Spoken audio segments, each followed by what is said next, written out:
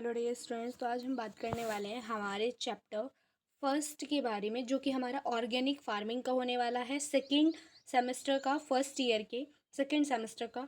और भी बाकी क्लासेस हमारी चल रही थी, लेकिन बीच में कुछ इश्यूज़ की वजह से जो था हमारी जो क्लासेस थी वो स्टॉप हो गई थी। लेकिन अब हम रेगुलर करेंगे और कोशिश करेंगे कि जल्दी से जल्दी जो आपकी क्लासेस है वो फिनिश कराई जा सके आपके एग्ज़ाम से पहले। ठीक है, तो आज हम स्टार्ट करने वाले हैं ऑर्गेनिक फार्मिंग। और देखिए मतलब हर क्लासेस का या हर टीचर का पढ़ाने का अपना अपना अलग तरीका होता है। लेकिन मेरा तरीका है वो यही है कि जो ऑर्गेनिक फार्मिंग है ये सिर्फ और सिर्फ सारा जो सिलेबस है हमारे सिलेबस के अकॉर्डिंग जो सारे चैप्टर्स हैं वो 6 दिन में कवर हो जाएंगे, या फिर कहीं 6 टॉपिक्स में कवर हो जाएंगे। तो अगर हम इस अकॉर्डिंग लेके चलें तो जितने भी हमारे सब्जेक्ट हैं वो जल्दी कवर हो जाएंगे। ठीक है, और ये जो क्लासेस है ये आपके मतलब ये नहीं है कि किसी लालच के लिए बनाई गई है। ये सिर्फ हमारा पॉइंट ऑफ व्यू है कि जो एग्रीकल्चर के स्टूडेंट्स हैं उन्हें जैसे बाकी क्लासेस होती हैं, बाकी स्टूडेंट्स के लिए क्लासेस होती हैं, वो अच्छे से नहीं मिल पाती है। जैसे कि वो क्लासेस के लिए जो यूट्यूब है उस पर बहुत सारी क्लासेस चल रही हैं, और सब बच्चों के लिए और क्लासेस के बच्चों के लिए 9, 10, 11, 12, 6, 7, इनफैक्ट 6 to 7 to 8 भी आजकल जो नर्सरी से लेकर भी जो क्लासेस हैं वो हमारे यूट्यूब पे चल रही हैं। लेकिन जो एग्रीकल्चर के बच्चे हैं उनके लिए अच्छा मटेरियल कम अवेलेबल है हमारे एग्रीकल्चर चैनल पर। और है भी तो ज़्यादातर जो पीजीटी जेट के एग्ज़ाम की और जो एग्रीकल्चर के आईएफओ इनकी तैयारी करा रहे हैं, आईबीएफ आईबीपीएस की। तो ये क्या इसका मतलब क्या है कि जो हमारा ये यूट्यूब है, इस चैनल पर हमारे जो एग्रीकल्चर के बच्चे हैं उनके लिए जो स्टडी का मटेरियल है वो कम अवेलेबल है। उसको देखते हुए ये क्लासेस आपके लिए बनाई गई हैं, क्योंकि जो एग्रीकल्चर है वो इतनी ईजी नहीं ले, क्योंकि सब्जेक्ट ज़्यादा होते हैं एक तो सभी बच्चों से, और एक ये इजी कोई मटेरियल नहीं है, ये हार्ड लेवल का मटेरियल है। ऐसा कुछ नहीं है कि इजी है, और इतना आसानी ना लें कि एग्रीकल्चर हमारी इजीली हो जाएगी। अब हमने फर्स्ट सेमेस्टर का सारा सिलेबस कराया था। जो प्रीवियस ईयर क्वेश्चंस थे वो भी जो क्वेश्चन पेपर्स थे वो भी हमने आपको भेजे थे। और क्या हुआ था कि उसके अकॉर्डिंग मतलब मैंने जहाँ तक देखा है कि जो मैंने सिलेबस कराया था उसमें से क्वेश्चंस आए हैं हमारे।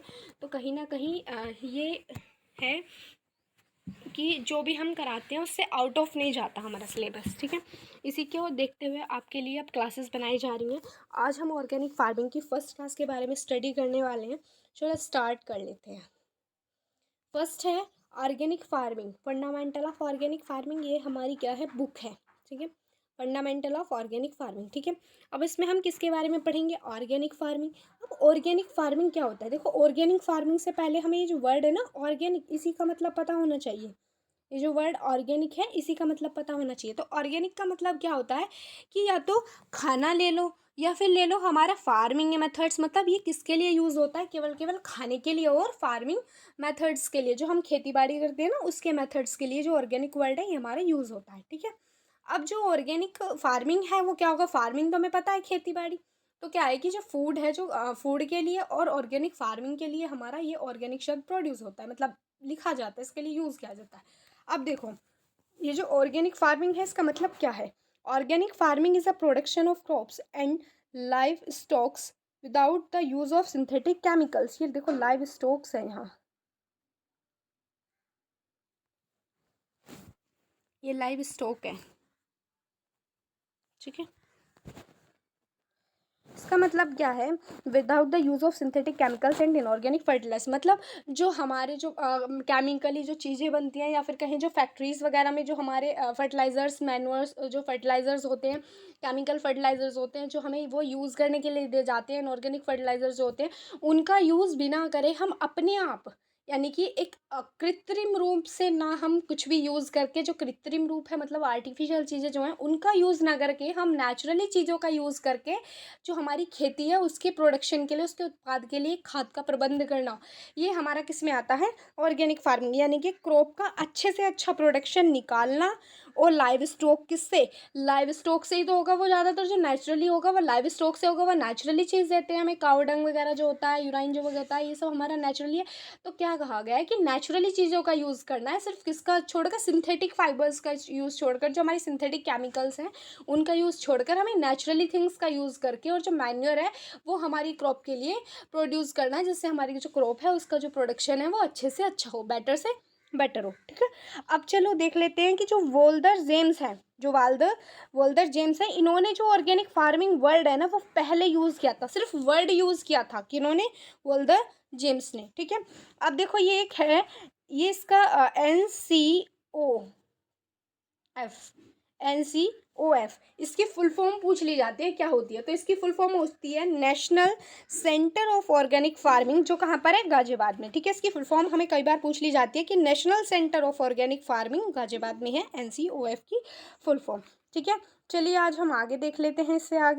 चलिए अब हम बात कर लेते हैं ऑब्जेक्टिव्स और of organic farming. Organic farming के ऑब्जेक्टिव्स देखिए, यहाँ पर मैंने जो रिटर्न है वो नहीं किए, यानी कि नोट्स को रिटर्न नहीं किया है। क्यों नहीं किया है?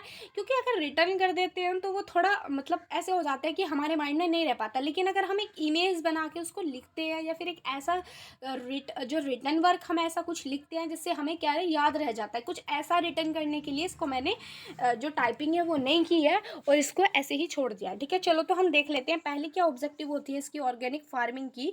तो ऑर्गेनिक फार्मिंग की हमारी सबसे पहली ऑब्जेक्टिव होती है कि ये कंट्रोल करता है, क्या करता है, कंट्रोल करता है। अब कंट्रोल किस किस को करता है, देखो कंट्रोल करता है ये हमारे पेस्ट को, डिसीज को, वीड को, ठीक है। जो खरपतवार होते हैं उनको, बीमारियों को और छोटे छोटे कीटाणु को, इनको क्या करता है, कंट्रोल करता है, ठीक है। अब चलो सेकंड देख लेते हैं क्या होता है। सेकंड क्या काम करता है ये, सेकंड ये इंक्रीज करता है, क्या करता है, इंक्रीज करता है, क्या करता है, क्या इंक्रीज करता है, डाइवर्सिटी नहीं, ये हमारा क्या इंक्रीज करता है, नेचुरल पेस्टिसाइड्स का यूज ऑफ नेचुरल पेस्टिसाइड्स, जो हमारे प्राकृतिक हैं उनके पेस्टिसाइड्स का यूज, नेचुरल पेस्टिसाइड्स, ठीक है। एक तो क्या करता है, हमारे पेस्ट डिसीज को और वीड को कंट्रोल करता है, एक हमारे जो नेचुरल पेस्टिसाइड्स हैं उनके यूज को इंक्रीज करता है, और हेल्प किस किस चीज में करता है, अगर हेल्प की हम बात करें तो डाइवर्सिटी डेवलपमेंट में हेल्प करता है, डाइवर्सिटी डेवलपमेंट में वर्क करता है, ठीक है, लिख सकते हो आप। और किस में हेल्प करता है हमारा, अच्छी सॉइल की फर्टिलिटी को, सॉइल फर्टिलिटी को इंक्रीज करने में, LITY, ठीक है, सॉइल फर्टिलिटी को इंक्रीज करने में और गुड सॉइल बनाने में, क्या बनाने में, गुड सॉइल बनाने में, ठीक है। तो 3 पॉइंट हमने पढ़ लिए, हमें 5 पढ़ने जरूरी होते हैं क्योंकि जो क्वेश्चंस आते हैं वो सिर्फ इसमें आते हैं, हमें 5 पॉइंट लिखने जरूरी होते हैं। तो पहला तो ये हमारा पेस्ट डिसीज और वीड को कंट्रोल करने में हेल्प करता है। दूसरा ये हमारे जो हमारे नेचुरल पेस्टिसाइड्स का यूज़ है उनको बढ़ाने में हेल्प करता है। तीसरा ये हमारा डाइवर्सिटी के डेवलपमेंट में, सॉइल की फर्टिलिटी को और अच्छी सॉइल बनाने में हेल्प करता है। अब चलो फोर्थ देख लेते हैं, ये क्या करता है, ये क्या प्रोड्यूस करता है, ये प्रोड्यूस करता है, क्या प्रोड्यूस करता है, ये प्रोड्यूस करता है हायर न्यूट्रिशनल, मतलब हायर न्यूट्रिशन जो है ये प्रोड्यूस करता है, हायर न्यूट्रिशन, जो ज़्यादा न्यूट्रिशन है उसको प्रोड्यूस करता है हमारी सॉइल में, ठीक है, जिससे हमारा जो गुड क्वालिटी का फूड हमें मिलता है, गुड क्वालिटी फूड हमें मिलता है। और ये हमारे जो एग्रीकल्चर है उसको स्टैटिफिकेशन भी प्रोवाइड करता है, हमारे नेचुरल सिस्टम के साथ भी वर्क करता है, पॉल्यूशन को भी अवॉइड करता है, ठीक है, सॉइल की प्रॉपर्टीज़ को भी बढ़ाता है, और जो यूजेस है केमिकल्स के सॉइल में उसको भी घटाता है, ठीक है। सिंपल सी बात समझ में आई, यानी कि 4-5 तो ये पॉइंट्स हैं जो यहाँ पर लिख दिए हैं कि control paste disease and weed, यानी कि बीमारियों को, जो और जो हमारे छोटे छोटे कीटाणु होते हैं, जो खरपतवार होते हैं, उनके कंट्रोल करता है, जो नेचुरल पेस्टिसाइड्स का यूज़ है उसको बढ़ाता है, और हमारे डाइवर्सिटी के डेवलपमेंट में, सॉइल की फर्टिलिटी को बढ़ाने में या अच्छी सॉइल बनाने में हेल्प करता है, और क्या करता है, प्रोड्यूस क्या करता है, हायर न्यूट्रिशन प्रोड्यूस करता है क्वालिटी फूड के लिए, यानी कि अच्छी क्वालिटी के फूड के लिए, हमारा नेचुरल सिस्टम के साथ वर्क करता है, जो एयर पोल्यूशन है उसको अवॉइड करता है, एग्रीकल्चर को एक सर्टिफिकेशन प्रोवाइड करता है, केमिकल्स का यूज़ जो है सॉइल में उसको घटाता है, मतलब काफ़ी चीज़ें हैं जो हम खुद भी लिख सकते हैं, ठीक है, काफ़ी सारे पॉइंट जाती है, ठीक है। तो चलो आगे हम देख लेते हैं प्रिंसिपल्स क्या होते हैं हमारे ऑर्गेनिक फार्मिंग। अब चलो इसके प्रिंसिपल्स क्या क्या होते हैं। पहला प्रिंसिपल होता है इसका, चलो मैं लिख देती हूँ, ठीक है, आपको ऐसे कन्फ्यूज़न हो रहा होगा। पहला होता है कि ये हमारा इंक्रीज़ करने में काम करता है, इंक्रीज़ करने में। अब क्या इंक्रीज़ करता है ये देखो, ये लिख लीजिए आप। इंक्रीज़ करने में काम करता है हमारे क्रॉप सिस्टम को, और जो हमारा माइक्रो ऑर्गेनिज्म, प्लांट्स और जो एनिमल्स हैं इनके साइकिल को इंक्रीज़ करने में वर्क करता है, ठीक है। क्रॉप सिस्टम को और बायोलॉजिकल साइकिल को इंक्रीज़ करने में काम करता है, ठीक है। किस किस को? क्रॉप सिस्टम को और बायोलॉजिकल साइकिल को, जैसे कि माइक्रो ऑर्गेनिज्म को, प्लांट को, एनिमल्स को, ठीक है। शोर्ट और क्या हेल्प, सेकंड क्या हेल्प करता है? कीप, यानी कि रखने में। क्या रखने में? सोइल की फर्टिलिटी को ज़्यादा टाइम तक बनाए रखने में हेल्प करता है। क्या? जो हमारी ऑर्गेनिक फार्मिंग है वो हमारी जो सोइल की फर्टिलिटी है उसको काफ़ी टाइम तक बनाए रखने में हेल्प करती है, ठीक है। अब थर्ड है मेक। क्या बनाती है ये बनाता है हमारा, ये हमारा बनाता है बायोग्रेडेबल और ऑर्गेनिक प्रोडक्ट्स बनाता है। बायोडिग्रेडेबल मतलब जो हमारे मिट्टी में मिल जाएं, ऐसे चीज़ें जो हमारी मिट्टी में मिल जाएं, तो ये हमारा बायोग्रेडेबल और ऑर्गेनिक प्रोडक्ट्स बनाने में हेल्प करता है। ये बायोग्रेडेबल भी है और हमारा ऑर्गेनिक प्रोडक्ट्स, यानी कि ऐसी चीज़ें जो हमारी मिट्टी में मिल जाती है उनको मिट्टी में मिलाने में हेल्प करता है, और ऑर्गेनिक प्रोडक्ट में। अब हमारा फोर्थ है बैलेंस बना के रखता है, कीप बैलेंस। क्या बना के रखता है? बैलेंस बना के रखता है। बैलेंस किस किस चीज़ों में बना के रखता है? जो हमारा लाइव स्टॉक होता है उसमें, और जो हमारा क्रॉप का अच्छा प्रोडक्शन होता है उसमें। यानी कि हमारी, अगर हमने मान लीजिए खेत है, उसमें हमने कोई फसल बो दी, अगर हम उसको काटेंगे नहीं तो वो खड़ी रहेगी, काफ़ी कुछ टाइम बाद सूख जाएगी। अब वो काम आती है किसके? हमारे जो घर में हमारे जो एनिमल्स होते हैं उन्हीं के तो काम आती है। जो लाइव स्टॉक हमने रख रखा है अपने घर में, उसी के तो काम आती है। तो ये एक क्रॉप रोटेशन चलता रहता है कि यहाँ, और फिर ये कटेगी तो फिर ये बढ़ेगी। जैसे हमारे बाल होते हैं ना, कि मतलब जितनी इनकी कटिंग होगी इतनी इंक्रीज होते हैं, ठीक है। ऐसे ही क्या होता है कि जितना हमारी ये जो फसल है वो कटती रहती है, इतनी हमारी इंक्रीज होती रहती है। जैसे कि हम जो गांव के बच्चे हैं उनको पता होगा कि जैसे कि हम यार में मतलब चारा और बाजरा वगैरह ये उगाते हैं, ठीक है। अब ये हमारा प्रोटेक्ट करता है। फिफ्थ पॉइंट क्या आता है? Keep protect. Keep protect. क्या प्रोटेक्ट करता है ये?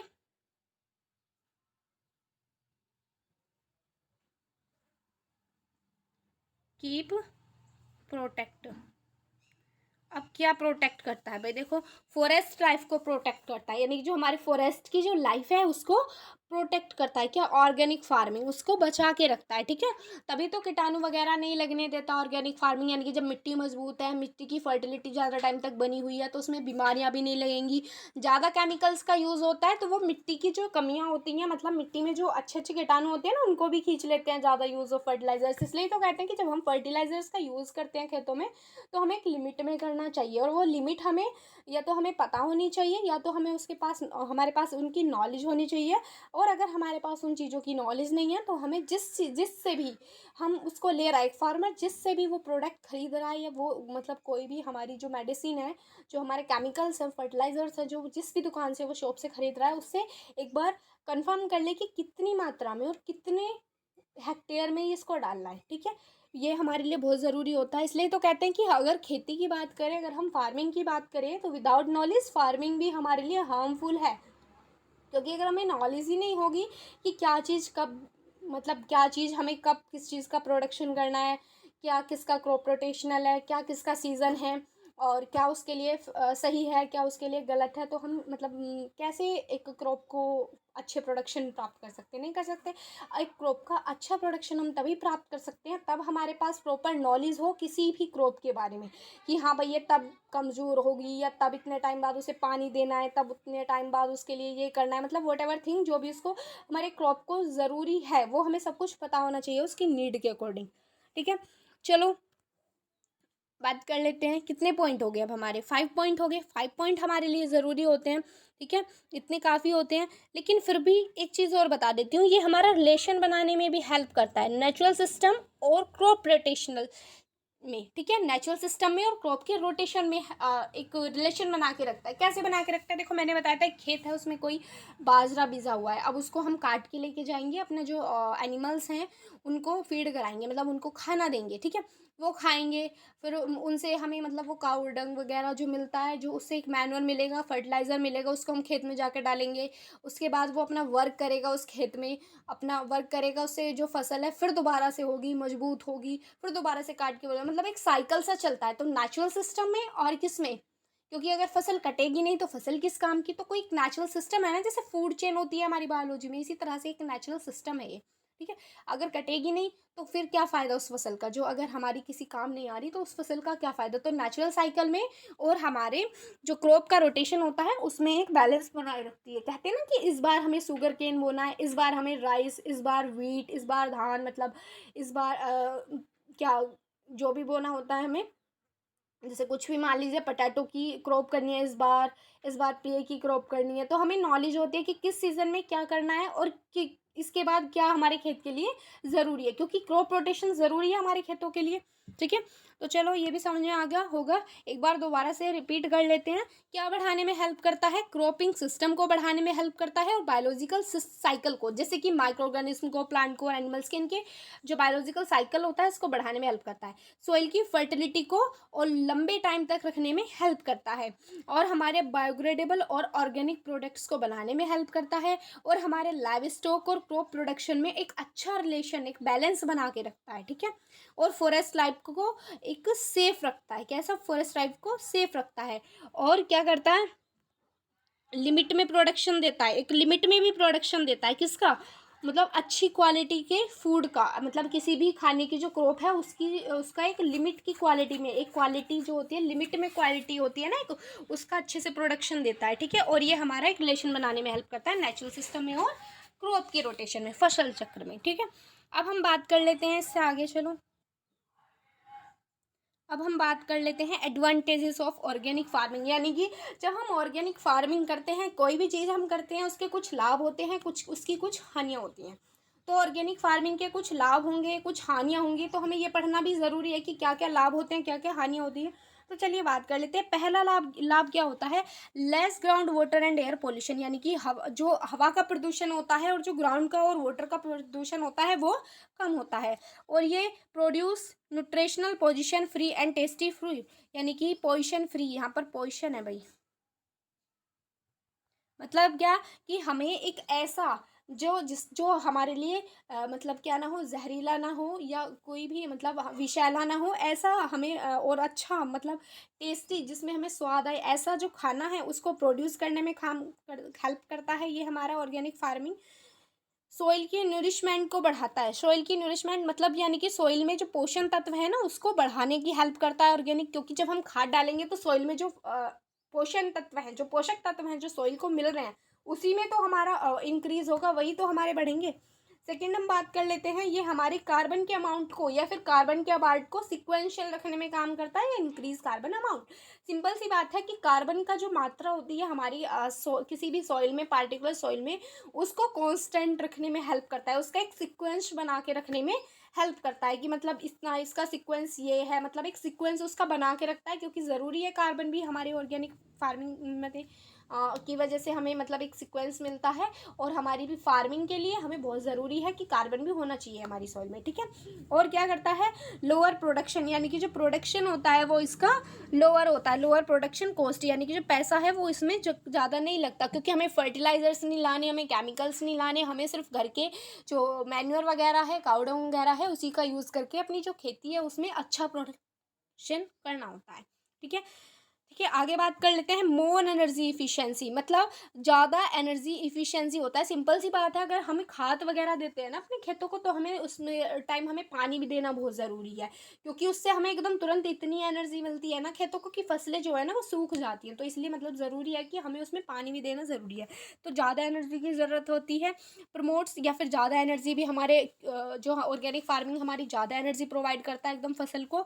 प्रमोट्स एनवायरमेंटल फ्रेंडली प्रैक्टिस, मतलब क्या करता है कि एनवायरमेंटली फ्रेंडली प्रैक्टिस जो होती है ना, प्रैक्टिसेस, उनको प्रमोट करता है। कैसे करता है, आप देखो, अब देखो क्या काम करता है, ये पढ़ा होगा आपने, रिड्यूस, रीयूज, रिसाइकल। क्या होता है, ये ऐसे चक्र चलता है, नहीं चलता ऐसे करके, मतलब हमने किसी चीज़ का, मतलब किसी चीज़ को रिड्यूस कर सकते हैं, रिसाइकल कर सकते हैं, रीयूज़ कर सकते हैं, मतलब वही है कि रिड्यूस, रीयूज़ और रिसाइकल, मतलब दोबारा से घूम फिर के वो चीज़ें वहीं आ गई। ऐसे रिसाइकल चलता है ना, कि मतलब जो हमारे क्या हुआ कि हमने जो चारा था वो जो जानवर थे उनको लाके फीड कराया, यानी कि उनको खुआया। फिर उन्होंने मतलब जो होगा हम उनसे हमें मैन्योर मिला, वो हमारी खेत में गिरा, उससे फिर उसने दोबारा से उस पर काम किया, हमारी फसल और अच्छी हुई। तो क्या हुआ, ये रिड्यूस, रीयूज़ और रिसाइकल पर वर्क करता है, एक चक्र चलाने में कार्य करता है, ठीक है। और ये हमारे जो रूरल इकोनॉमी है ना, उसको एम्प्लॉयमेंट भी प्रोवाइड करता है और उसको इनकम भी प्रोवाइड कराता है। मतलब उसको खेतों में जो रूरल एम्प्लॉयमेंट है, जो मतलब हमारे गांव के जो देहाती लोग हैं उनको काम करता है। मतलब कोई बड़ा ज़मींदार है, उसके पास ज़्यादा ज़मीन है, तो उसके पास लेबर की ज़रूरत होती है, लेबर की ज़रूरत होती है। जब वहाँ लेबर्स आती है, वर्क करती है, तो उनको इनकम भी मिलती है और एम्प्लॉयमेंट भी मिलता है, ठीक है। अब चलो हम आगे बात कर लेते हैं इसकी डिसएडवांटेजेस की। अब देखो डिसएडवांटेजेस क्या होती हैं ऑर्गेनिक फार्मिंग की। ये सेकंड लास्ट टॉपिक है, इसके बाद एक टॉपिक और होगा, फिर हम क्लास को एंड करेंगे। काफ़ी लंबी हो गई लेकिन ज़रूरी है अगर हमें डिटेल में पढ़ना है, क्योंकि शॉर्ट वीडियोज़ में हम इतना डिस्कस नहीं कर पाते। हमें पता है कि बच्चे मतलब लॉन्ग वीडियोस देखना पसंद नहीं करते, उनको शॉर्ट वीडियोस देखनी पसंद होती हैं, क्योंकि वो जल्दी जल्दी काम खत्म हो और जल्दी जल्दी हम दूसरा कुछ करें, ठीक है, ऐसा होता है। लेकिन नहीं, अगर हमें पढ़ना होता है तो हम 1 घंटा भी तो देते हैं, तो 1 घंटे की तो नहीं, 30 मिनट की होती है और आपको एक चैप्टर काफ़ी अच्छे से कवर हो रहा है। और जहाँ तक है मुझे लग रहा है मैं तो अपना 100% देने का वर्क कर रही हूँ।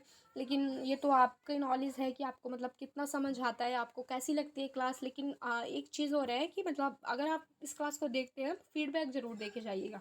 ये बता के जाइएगा कि आपको क्लास अच्छी लगी या नहीं लगी। सिर्फ ये लाइक शेयर तो ये आपकी मर्ज़ी है, लेकिन आप फीडबैक ज़रूर दे के जाइएगा, कमेंट ज़रूर करके जाइएगा कि अच्छी है क्लास या नहीं है, आपको कुछ समझ में आया या नहीं आया।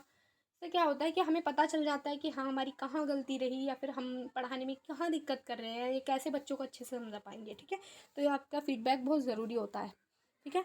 तो चलिए, डिसएडवांटेजेस ऑफ ऑर्गेनिक फार्मिंग क्या होती है। लोअर प्रोडक्टिविटी होती है, मतलब प्रोडक्टिविटी लोअर होती है। सिंपल सी बात है, अगर लोअर प्रोडक्टिविटी को हम डिटेल में डिस्कस करें कि लोअर प्रोडक्टिविटी क्या होती है, सिंपल सी बात है, अगर हमारे खेत हैं कोई भी, हम उसमें कोई भी मतलब मैन्योर हमने डाल दिया है, तो ज़रूरी नहीं है कि वो पहली बार की फसल को ही हमारी तकड़ी कर देगा। नहीं, वो धीरे धीरे काम करता है। हो सकता है इस बार की फसल हमारी अच्छी ना हो, अगली बार की फसल अच्छी हो सकता है उससे अगली बार की फसल उससे ज़्यादा अच्छी हो। तो जो हमारे ये जो ऑर्गेनिक जो मैन्योर होता है, ऑर्गेनिक फार्मिंग जो होती है, इसमें जो हमारा ऑर्गेनिक जो सिस्टम बनाया जाता है, जो ऑर्गेनिक के द्वारा हमारा मैन्योर बनाया जाता है, वो धीरे धीरे वर्क करता है, वो एक साथ वर्क नहीं करता। ये ज़रूरी नहीं है कि हमने फसल में ऑर्गेनिक मैन्योर डाला और वो एकदम पता लग रहा है कि इतना बड़ा हो गया। जैसे कि खाद बनते हैं ना, bio fertilisers, vermicompost, FYM, बहुत सारे बनते हैं, इनके बारे में भी हम डिटेल में स्टडी करेंगे इसी में ही, क्योंकि ये इंपॉर्टेंट है, यहाँ से हमारे क्वेश्चंस आते हैं। और बैक्टीरिया के बारे में भी क्वेश्चन आते हैं कि मतलब कौन सा बैक्टीरिया किस चीज़ में हेल्प करता है, ये भी हम पढ़ेंगे। लेकिन अभी सिर्फ आज नॉर्मल है ऑर्गेनिक फार्मिंग का, सिर्फ इंट्रोडक्शन सा ही मान लीजिए। यहाँ से भी आपके क्वेश्चन ज़रूर आएगा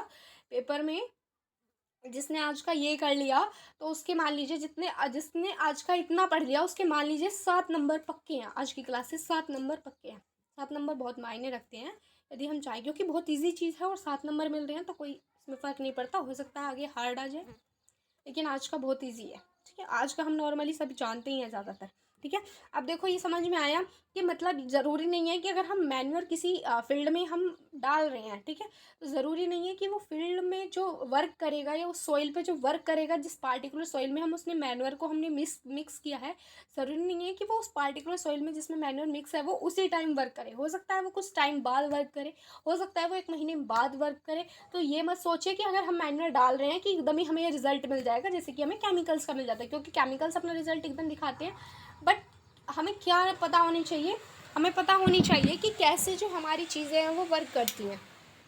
हमें थोड़ा सा, कहते हैं ना कि सब्र का फल मीठा होता है, तो अगर हम मैन्योर डाल रहे हैं तो हमें कुछ टाइम का सब्र करना चाहिए। अगर हमारी एक बार फसल अच्छी नहीं हो रही है तो हमें सोचना चाहिए चलो अच्छी होगी, लेकिन ज़रूर है, ये ज़रूर है कि होगी ज़रूर, मतलब जो फसल है वो अच्छी ज़रूर होगी। जैसे कि हम कोई भी एग्ज़ाम की तैयारी करते हैं, किसी चीज़ की प्रिपरेशन करते हैं, तो हम सोचते हैं भी पता नहीं होगा नहीं होगा। ये ऐसा कुछ नहीं है, होगा नहीं होगा, कुछ चीज़ हार्ड नहीं है, सब चीज़ ईजी है। मैंने भी अपनी लाइफ में नोटिस किया है कि हर चीज़ ईजी है अगर हम चाहें तो। लेकिन क्या है, लेकिन कब, जब हम मेहनत करते हैं उस चीज़ पर, ज़रूरी नहीं है कि हमने कह दिया कि हम इसको कर रहे हैं। करना अलग होता है और उस पर वर्क करना अलग होता है। किसी चीज़ को कहना और उस पर वर्क करना बहुत अलग होता है, दोनों में मेन डिफरेंस बहुत ज़्यादा होता है, ठीक है।